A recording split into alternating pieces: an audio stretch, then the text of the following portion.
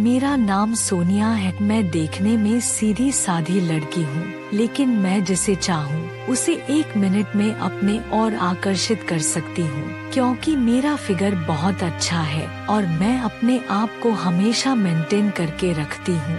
अभी पढ़ाई के सिलसिले में मैं घर से दूर हॉस्टल में रहती थी। मैं एमए फाइनल में थी। मैं और दीपक एक दूसरे को पसंद करते थे। हम दोनों ने 12वीं तक पढ़ाई एक ही स्कूल से की थी। इसके बाद हम कॉलेज की पढ़ाई के लिए दिल्ली आ गए थे। दीपक ग्रेजुएशन के बाद एमबीए करने दूसरे कॉलेज चला गया था, पर अक्सर मुझसे मिलने मेरे कॉलेज आता था। हम दोनों लगभग 8 साल से एक दूसरे को जानते थे और अच्छी तरह परिचित थे। मैं काफी सुंदर थी और दीपक भी हैंडसम और स्मार्ट था। हम दोनों पिछले 3 साल से एक दूसरे को चाहने भी लगे थे। हम दोनों चाय पी रहे थे और टेबल के नीचे अपनी टांगों की जुगलबंदी किए बैठे थे। तभी दीपक का एक दोस्त रोहन भी अपनी गर्लफ्रेंड के साथ वहां आ गया। उस टेबल पर 2 कुर्सियां खाली थी, वे दोनों भी वहां बैठ गए। रोहन बोला, यार तुम दोनों की जुगलबंदी हो चुकी हो तो अपनी टांगे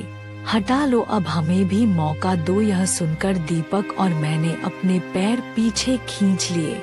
मैं थोड़ा झेप गई थी। अच्छा, हम दोनों चाय पी चुके हैं, अब चलते हैं। अब तुम लोगों के जो जी में आए वो करो। दीपक ने मुझको भी उठने का इशारा किया। चलते चलते दीपक ने मुझसे पूछा, आज शाम मूवी देखने चल सकती हो? हाँ, चल सकती हूँ। सिनेमा हॉल में हम दोनों मूवी देख रहे थे। दीपक ने मेरा हाथ अपने हाथ में लेकर धीरे से मेरे कान में कहा, कब तक हम लोग बस हाथ पैर मिलाते रहेंगे? इससे आगे भी बढ़ना है कि नहीं? मैंने संकेत से चुप रहने का इशारा किया और कहा, सब्र करो, आसपास और भी लोग हैं, अपना हाथ हटा लो। हाथ हटाते समय दीपक का हाथ मेरे सीने को स्पर्श कर गया। हालांकि यह अनजाने में हुआ था। मैंने मुड़कर उसकी ओर देखा। दीपक को लगा कि मेरी आंखों में कोई शिकायत का भाव नहीं था, बल्कि मेरी नजरों में खामोशी झलक रही थी। मूवी देखने के बाद हम दोनों एक दोस्त महेश के यहाँ डिनर पर गए। वह अपने पिताजी के फ्लैट में अकेला रहता था। उसके पिताजी दिल्ली में जॉब करते थे। महेश ने कहा, अगले हफ्ते मैं 6 महीने के लिए दिल्ली जा रहा हूँ। तुम लोग चाहो तो यहाँ रह सकते हो, कुछ दिन साथ रहकर भी देखो। आखिर शादी तो तुम्हें करनी ही है, जैसा कि तुम दोनों मुझसे कहते आए हो। यह सुनकर दीपक और मैं एक दूसरे का मुंह देखते रहे। महेश बोला, तुम लोगों को कोई प्रॉब्लम नहीं होनी चाहिए। पिछली बार तुम्हारे पेरेंट्स आए थे तो उन्हें तुम्हारे बारे में पता था, तुमने खुद बताया था उन्हें। अंकल आंटी दोनों कह रहे थे कि तुम्हारे दादा दादी अभी जिंदा हैं और बस उनकी एक औपचारिक मंजूरी चाहिए। ठीक है, हम सोच कर बताएंगे डिनर के बाद। आज जब हम दोनों जाने लगे तो महेश बोला, तुम एक डुप्लीकेट चाबी रख लो, मैं अपार्टमेंट ऑफिस में बता दूंगा कि मेरी अनुपस्थिति में तुम लोग यहाँ रहोगे। इतना कहकर महेश ने चाबी दीपक को थमा दी। रास्ते में मैं दीपक से बोली, तुमने चाबी अभी से क्यों रख ली? इसका मतलब हम अभी से साथ रहेंगे क्या? मुझे तो ऐसा ठीक नहीं लगता। मम्मी पापा को शायद उतना बुरा ना लगे, पर दादा दादी पुराने विचारों के हैं, उन्हें पता चलेगा तो आसमान सिर पर उठा लेंगे। दादा दादी ही पुराने विचारों के हैं, मैं और तुम तो नहीं। और वे गांव में बैठे हैं, उन्हें कौन बताएगा कि हम साथ रह रहे हैं या नहीं? आज जमाना कहां से कहां पहुंच गया है। तुम्हें पता है कि पश्चिमी देशों में अगर कोई युवती 18 साल तक वर्जिन रह जाती है तो उसके घर वाले चिंतित हो जाते हैं। इसका मतलब आमतौर पर लोग यही अंदाजा लगाते हैं कि इसमें कोई कमी है। बेहतर है हम जहां हैं वहीं की बात करें। तुम किस गलतफहमी में जी रही हो? यहाँ भी युवक युवती लिव इन रिलेशन में साल 2 साल एक साथ रहने के बाद एक दूसरे को बाय बाय कर देते हैं। वैसे मैं तुम्हें फोर्स नहीं करूँगा और तुम हाँ कहोगी तभी हम महेश के फ्लैट में शिफ्ट करेंगे। सहयोगवश यह मौका मिला है और हम दोनों शादी करने जा ही रहे हैं। पढ़ाई के बाद तुम कहो तो कोर्ट मैरिज कर लेते हैं। इसके पहले नो कोर्ट मैरिज शादी की कोई जल्दबाजी नहीं है, जब भी होगी ट्रेडिशनल शादी होगी। मैंने साफ साफ कहा। एक हफ्ते तक काफी मनुहार के बाद मैं महेश के फ्लैट में दीपक के साथ आ गई। हम दोनों के कमरे अलग अलग थे। महेश की काम वाली और कुक दोनों के कारण खाने पीने या घर के अन्य कामों की कोई चिंता नहीं थी। 3 महीने के अंदर दीपक को नौकरी ज्वाइन करनी थी और उसके पहले मुझको डिग्री भी मिलनी थी। मैं और दीपक देर रात तक साथ साथ बातें करते और फिर अपने अपने कमरे में सोने चले जाते थे। धीरे धीरे हम दोनों और करीब होते गए। अब तो दीपक मेरे बालों से खेलने लगा था, कभी कभी गाल भी सहला लेता। हम दोनों को यह सब अच्छा लगता, पर एक दिन हम दोनों के सब्र ने जवाब दे दिया। बात करते करते दीपक ने मुझको अपनी बाहों में भर लिया और मेरे गालों को चूमने लगा। मैं भी अपने आप को रोक ना सकी और दीपक से लिपट गई। फिर धीरे धीरे हम एक हो गए।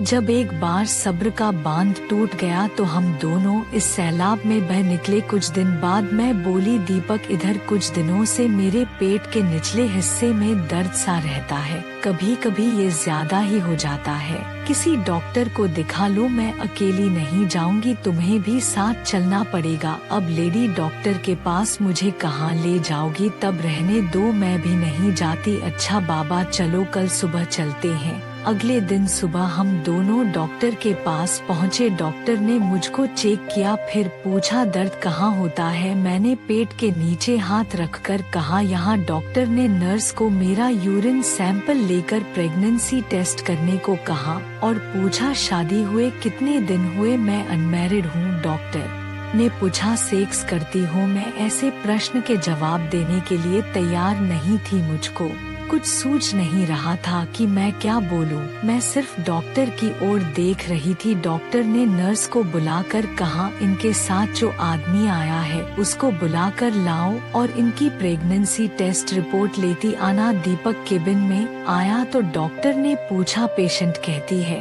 कि वह अनमैरिड है, पर जब मैंने सेक्स के बारे में पूछा तो वह कुछ बता नहीं पा रही है। डॉक्टर से सच बोलना चाहिए, तभी तो इलाज सही होगा। तभी नर्स टेस्ट रिपोर्ट लेकर आई जो पॉजिटिव थी। डॉक्टर बोली अब तो शक की कोई गुंजाइश नहीं है। रेशमा तुम प्रेग्नेंट हो, इसका मतलब तुम दोनों अनमैरिड हो लेकिन फिजिकल रिलेशन रखते हो। मुझे और दीपक दोनों को यह बात असंभव लगी। हमारे बीच रिलेशन तो रहा पर हमने सुरक्षा का पूरा ध्यान रखा। दीपक मेरी ओर देखे जा रहा था। मैं लगातार सिर हिलाकर ना का संकेत दे रही थी। दीपक के पास भी मुझ पर शक करने की कोई वजह नहीं थी। दीपक डॉक्टर से बोला हम फिजिकल भले रहे हैं पर इस रिपोर्ट पर मुझे भरोसा नहीं है। ठीक है, मैं दोबारा टेस्ट करा लेती हूँ या फिर बगल में एक दूसरी लैब में भेज दूं। अगर तुम लोगों को मुझ पर भरोसा नहीं है, डॉक्टर ने कहा। नहीं डॉक्टर, भरोसा करके ही तो हम आप तक आए हैं।